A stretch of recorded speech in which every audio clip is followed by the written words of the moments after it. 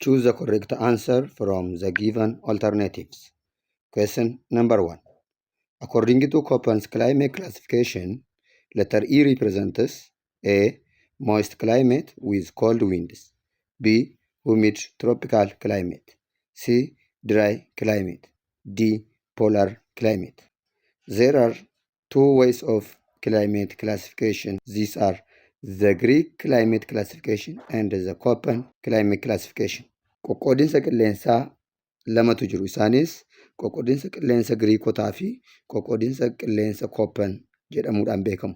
Letter A in Köppen climate classification represents tropical moist climate. Letter B represents dry climate. Letter C represents warm temperate climates. Letter D represents humid temperate climate, whereas E represents polar climate. So the answer is D. Question number 2. Which part of Ethiopia receives its highest rainfall during autumn season? Autumn jechuun fulbaana, onkololeessa, sadaasa jechuudha. Ji'oota birraa. Yeroo kanatti Itoophiyaan to'annaa qilleensa galoo galaana Hindii irraa ka'u jala oolti. Kanaaf naannoon qilleensa jiidhinsa qabu argatu immoo kibba baha Itoophiyaati. Kanneen akka Affaar fa'aa jechuudha. The answer is C. Question number 3. Which of the following is an example of extrusive igneous rocks? Fakkeenya extrusive igneous rock kan ta'e kam? የኤክስትሩሲቭ ኢግነስ ሮክ ምሳሌ የሆነው የቱ ነው? ኤክስትሩሲቭ jechuun maal jechuudha? ኢንትሩሲቭ jechuun maal jechuudha? kan jedhu dura beekuu qabna gaaffii kana deebisuudhaaf jechuudha. Kanaaf ኤክስትሩሲቭ jechuun volkaanoon dho'ee humna guddaadhaan maagmaan irra lafaa irratti yeroo dhangala'u sedimentootni naannoo kanatti uumaman bullaa'aa ta'u. Maaliif yoo jettan qilleensa naannoo lafaa jiraniin rukutamu waan ta'eedhaaf dafanii qabbanaa'u.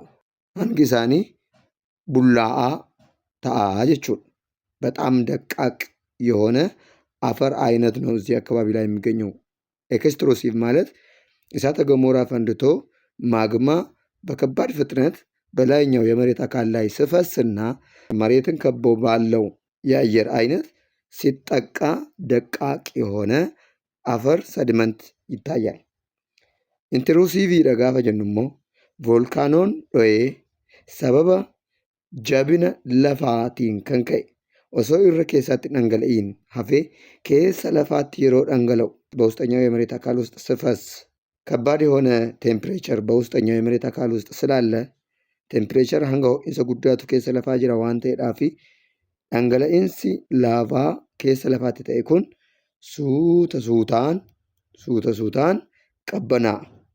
Yeroo kanatti hanga guddaa godhataa jechuudha. Kanaafuu extrusive rock kan jennu baazalt, obsidiyaanii fi pumiis warreen jedhaman ta'u.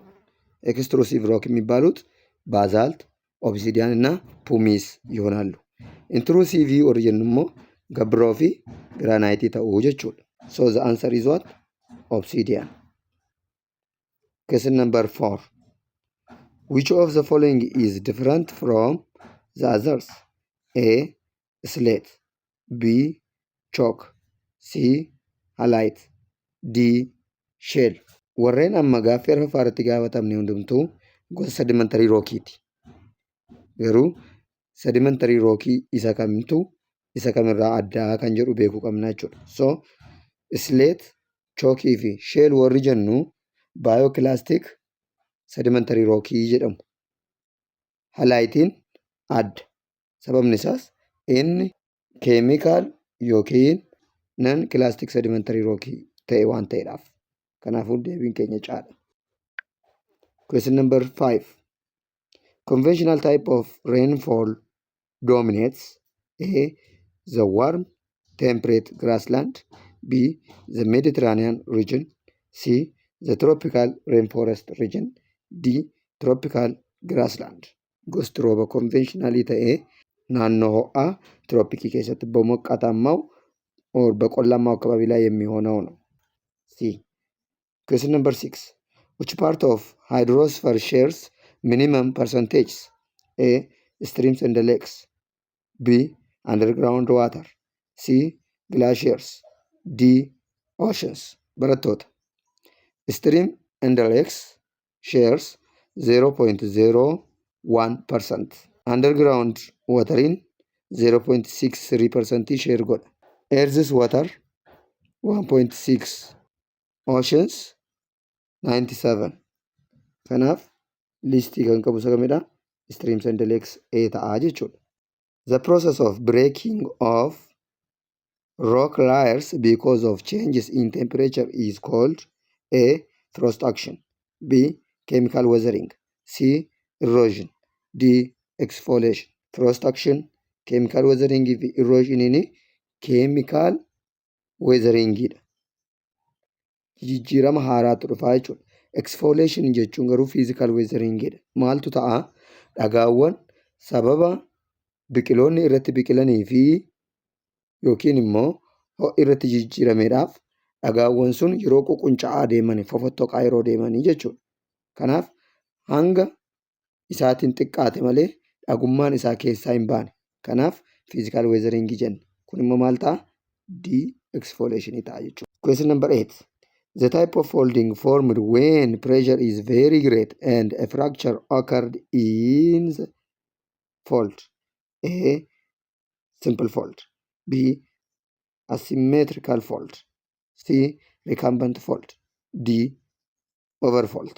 Yoo foldingin pireesharii dhiibbaa guddaadhaan fi caccabinsi dhagaalee yoo raawwate maal jenna? Recumbent fold jenna. Question number 9. Which type of rock is used as a source of energy? Akka madda annisaatti kan gargaaru isa kami? A igneous rock, B sedimentary rock, C metamorphic rock, D silt. Sedimentary rockiin madda annisaati. Maaliif? Walitti qabama kusmaansaa waan ta'eedhaaf. Kanaaf dhagaan cilee, petrooleemiinii fi kanaaf kan kana fakkaatan kan isaan argaman. Fakkeenyaaf Itoophiyaa keessatti baha Itoophiyaa naannoo Ogaadenitti difdifni boba'aa jira jedhamee kan amanamu sedimentary rockiitu kuufamee jira waan ta'eefidha. Question number 10. Which part of Ethiopia is mainly covered by metamorphic rock? Itoophiyaa keessaa naannoo kamtu metamorphic rockiidhaan uwwifamee jira? A northern, B southern, C central, D eastern. Barattoota metamorphic rockiin Itoophiyaa keessaa naannoo kaaba Itoophiyaa fi lixa Itoophiyaatti baay'inaan argama. The answer is A. Central partiin igneous rockiidhaan beekama. Good. Question number 11. Which country is not touched by the greatest East African Rift Valley? A. Mozambique, B. Jordan, C. Somalia, D. Ethiopia. Naannoo Afrikaa keessaa sulula qiinxama baha Afrikaatiin kan hin tuqamne isa kamiidha?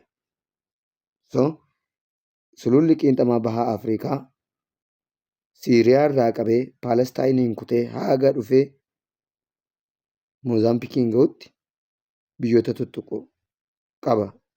Kana keessaa kan hin tuqamne Somaaliidha jechuudha. Question number 12. The type of fault caused by the tensional force is A. reverse fault, B. normal fault, C. tear fault, D. series fault. Reverse fault can caused by compressional force. During this, rocks are displaced upward. Dhagaawwan asii ol displaced ta'u. Maal keessatti? Reverse fault keessatti. Maaliin uumama? Compressionalidhaan uumama. Compressional jechuun gadi xaxaqamuu jechuudha. Compressed ta'uu. Normal fault. Normal fault keessatti dhagaawwan maal ta'u? Displaced downward ta'u. Downward gara gadiitti dhidhimu. Yeroo kana value wanti uumamuudhaaf danda'a jechuudha. Caused by tensional. Tensionalidhaan uumama. Tear fault formed when rocks move horizontally parallel to the fault. Cirrus fault kan jennu usually formed on the what? On the surface of the earth. So here the answer is B, normal fault. Question number 14. Which of the following area in Ethiopia is known with high drought probability zone? A. Barakobo, B. Hararge, C. Afar, D. Arsibale.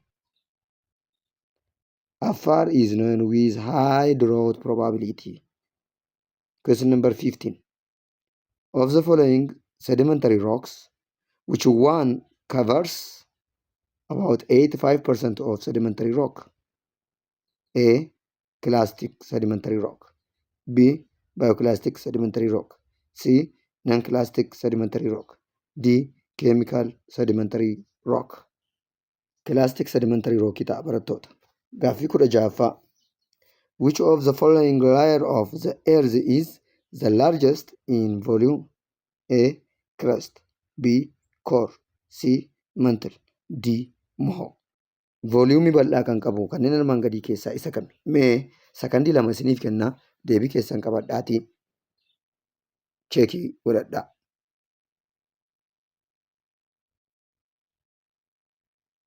Good. Mantle covers about 85% of the earth's volume, so it is the largest. Question number 17. Which of the following factor causes the iron and the nickel in inner core remain solid?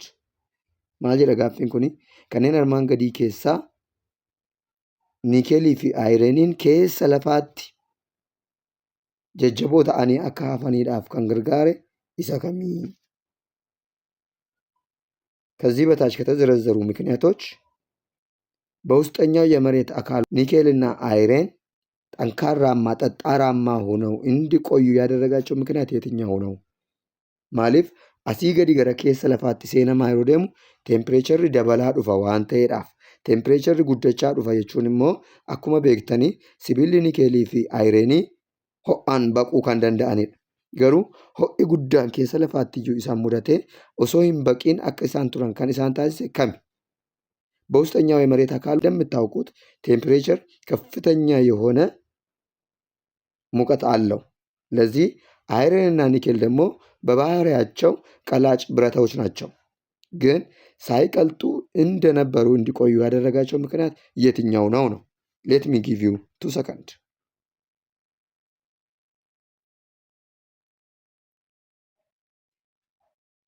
Good. The answer is B. The force of gravity makes the iron and the nickel in the earth remain solid. Question number 18. In your geography learning class, which of the following is appropriate in learning the layer of the earth lesson? Gaaffii loojikiidha barattoota kun. Isin immoo barattoota kutaa 12tti seensa yuunivarsiitiidhaaf qophaa'aa jirtan waan ta'eedhaaf gaaffiiwwan akkasii ni dhufu. Shiittiiwwan barootaa ilaaluun dirqama keessan ta'a jechuudha. Kanaaf kanneen armaan gadii keessaa sirna barnoota ji'oogiraafii daree keessaatti waa'ee qaamolee lafaa 3 isin barsiisuudhaaf kan oolu isa kamidha? A. Baaluun, B. Maap, C. Avokaadoo, D. Globe. Barattoota mee sakandii 2 isiniif kennaa, deebii keessan yaalaa.